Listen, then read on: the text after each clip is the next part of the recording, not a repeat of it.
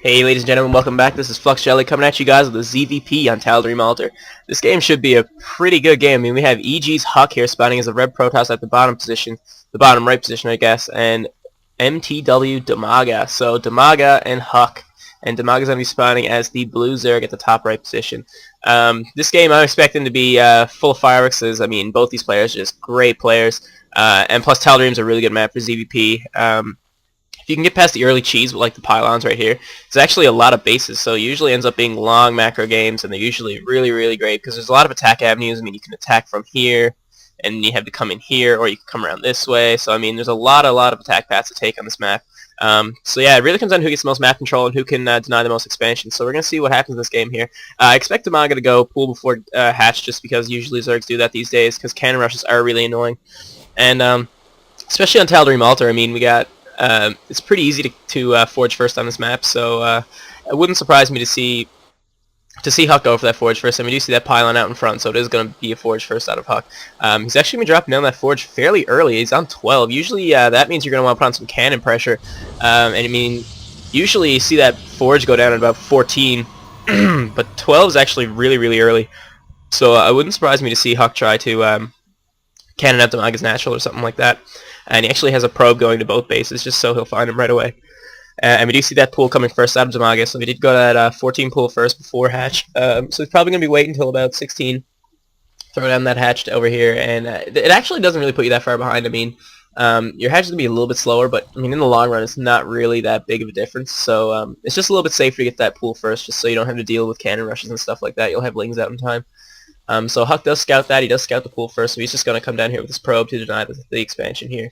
And in the meantime, he's throwing up cannon back at home, so he's not going to have too much money to spend here on cannons. I mean, you see that drone picking away at the probe, so the probe's just going to try to deny the hatch. And dimaga actually gets the hatch down, so really surprising. I feel like HuK could have delayed that a lot longer if he actually focused on it, but I guess he just was looking somewhere else at the time. The probes kind of ran away and let the drone put the hatch down, I should say.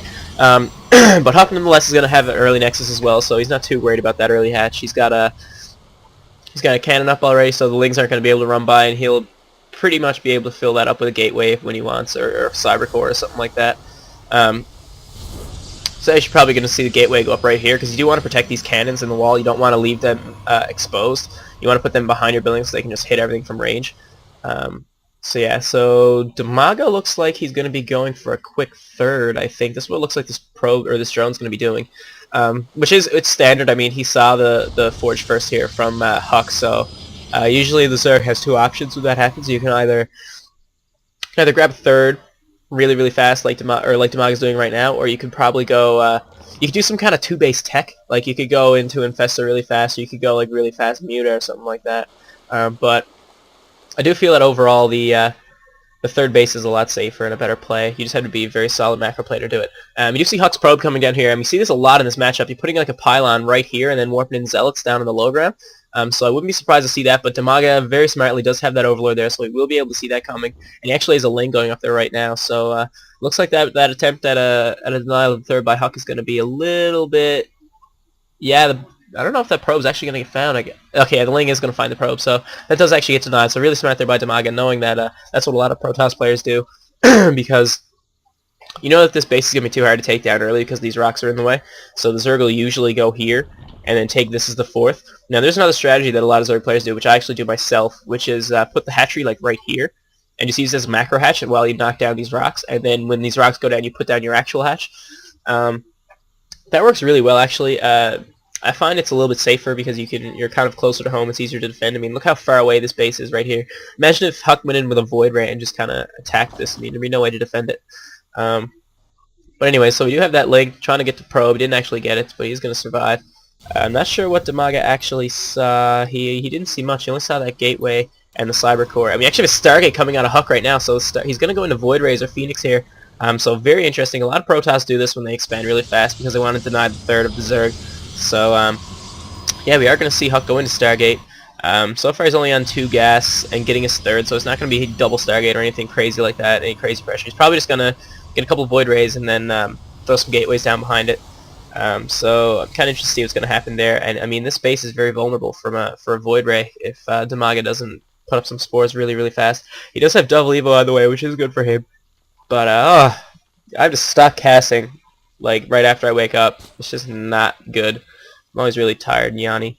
But anyways, so we do have yeah, Dimaga's gonna have to put up a couple spores here or get an extra queen if he's gonna be able to defend this from Void Race.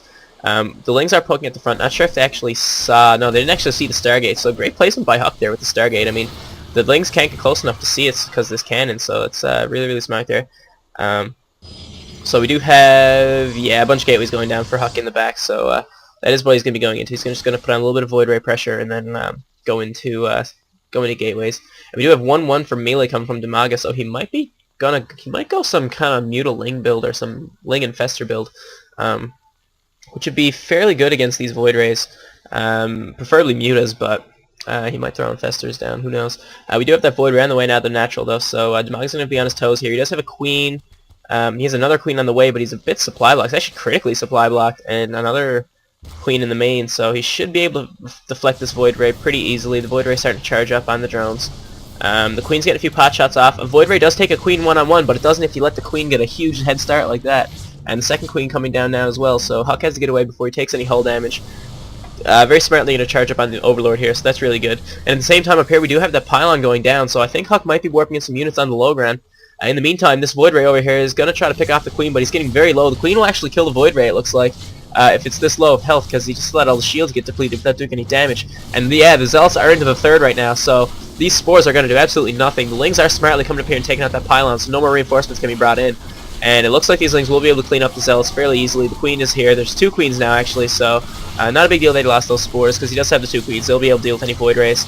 And down here we still have the Void Rays picking off 2 Void Rays with his Queens. Wow, so that's really big loss by EGHuK there. You don't want to lose those Void Rays or Queens. I mean, Void Rays are really expensive, and he just lost 2 for the price of like 1 Queen, so dimaga definitely coming out on top of that exchange. And we have some sentries now coming into the high ground. He's actually putting down some great force fields, picking off this Queen with ease. So really great play there from EGHuK, throwing down great force fields. EGHuK's actually known for great force fields, but the Lings are running in now, and they are doing some damage. EGHuK needs to get those sentries back and put some force fields down, and that's exactly what he does, picking off all those Lings. So really good there by EGHuK. But yeah, EGHuK really known for his great force fields, and he's actually showing it off right there. He'll actually get an Overlord at the same time, so and a Void Ray coming in at the bottom, so the Void Ray is going to take out the Queen while the sentries are up top. It looks like these Lings will be able to pick off the sentries though, as all the sentries are backed into a corner, so they can't really do much damage to the Lings like that. And a couple Zealots being warped in by EGHuK, and another sentry, so he is going to try to keep this forward position defended, so he's going to be warping units here. Not much damage he can do now, though. I mean, he can maybe attack this with a sentry, but he's not going to do too much damage with that. We do have a Void Ray, though, in the natural.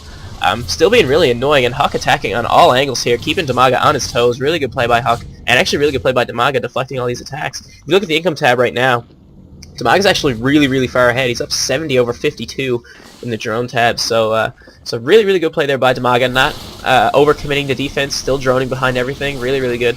It's the mark of a good player. I mean, to know when to drone and when to make units, and being able to get by with just enough units. Like, look at this. He's going to pick off all these Zealots with just a couple Lings left. Really solid play by dimaga. More Zealots being warped in, though, so these Lings are going to have to get out of there. We do have more reinforced Lings on the way. 3 Void Rays now into natural for EGHuK. So dimaga's in a really bad position here. He's got 3 Void Rays in his natural. His Queens are getting taken out. This Queen is the only one left. His Void Rays are already charged up, so they're going to be doing so much damage to this Queen. And look how fast the Queen goes down. Not even killing off one of the Void Rays, so this hatchery will more than likely go down as well. In the meantime, these units are still being warped in up here. They are staying active. Dimaga is taking care of this with Lings, but this is where he has to be looking. I mean, his hatchery's going to get taken out right now. He's going to be down to 2 base against a 2 base Protoss, getting his 3rd, so that's really not the position you want to be in right now. A lot of Lings popping out, but this Queen's going to have to get canceled as it's not going to get out in time. The hatchery does go down, so dimaga actually taking a big hit there, so it looks like EGHuK might have evened out the game. He is still behind in Harvesters, but they are on the same amount of bases, so it doesn't look good right now. And the Ultralisk Cavern is going down for dimaga, so a quick Hive Tech and into Ultralisk, so really interesting there. He does have 3 spores here, so that'll be able to fend off these Void Rays fairly easily, along with the Queen as well, so he should be protected from that, and he is getting Ultralisk right now. I'm surprised we didn't see a Hydra Den anywhere. Is there a Hydra Den down? Yeah, there's no Hydra Den. Why isn't there a Hydra Den? Anyway, I do think you should have got a Hydra Den. Oh, there it is right now. It's getting put down because, I mean, Hydras are just so good against Void Rays that you have to supplement your Ultralisk with Hydras or they're just going to get killed by Void Rays, because Void Rays do extra damage to massive. So you know, it's pretty crazy how fast they're going to take down those Ultralisks. So I'm glad he got that Hydrogen. He's going to need that. So at this point, I mean, he's getting his 3-3 upgrades right now. I'm not sure if he's going to get the Chitinous Plating Gun. He might not have the gas. He's only on 2 base. So I wouldn't expect the... I wouldn't be surprised if he didn't get it. He actually is going to get it, though. So he does have a fairly big bank. He's going to be able to throw down a lot of Ultras. He's only making Hydras as of now, but you can see these Spores are being really effective here. Canceling that one, but he still has 3 left. He's going to throw that one back down. And another Spore going down right here. So more than enough Spores from dimaga here to deal with this attack. Only 4 Void Rays, so they're not going to... Or 5 Void Rays, I should say. So they're not going to be able to get through here very easy. He could take out this Spore and maybe pick off these things here, which would be pretty big. But we do have 11 Hydras on the way now, so these 11 Hydras will be able to fend off the Void Rays along with the Spores and the Queen. And again, dimaga has a pretty big bank. He's going to be able to throw down a good few Ultralisks too. He's going to have like 5 Ultras, I think. Or maybe 4, I'm not sure. By the time he actually decides to make them, which is going to be soon, I would assume. But these Void Rays are still being annoying. They're coming into the second base here of dimaga, so one Void Ray actually going down. Might lose another Void Ray if he's not careful. He does pull that away, so they're really good there by EGHuK. But you can see how many Spores that dimaga is throwing down right now just to keep these bases alive. He knows he's fairly even with EGHuK on bases, so he does have to keep them all alive. And here comes a big attack with Lings, but great force fields from EGHuK. They're denying that attack. Really, really good force fields. And again, EGHuK showing how great he is with those force fields. Completely shutting down that attack, basically with nothing. Really good play there. And these Void Rays are getting picked off by the Hydras, so all the Void Rays have gone down from EGHuK, so the Hydras are coming in and making their worth. And 5 Ultras on the way now. I don't know if EGHuK has anything to deal with these Ultras. Ultras trample those force fields, so the force fields are going to get mauled. And I mean, these Zealots are only 0-1, so I mean, they're going to do almost no damage to the Ultras, who have 6 armor. So they're going to do 3 damage per hit. The Ultras are going to live forever. This is going to be a really, really bad attack for EGHuK if dimaga decides to move out very soon. So we do have dimaga just picking off rocks for his 3rd. He's going to try to expand, or his 4th actually. So he's going to try to expand behind this, a double expand. Really, really smart play. You do want to expand while attacking, because that's just when you're not going to be have any pressure put on you. But I think this attack might just outright win. I mean, these Ultras are going to do so much damage to these units. They're not even upgraded.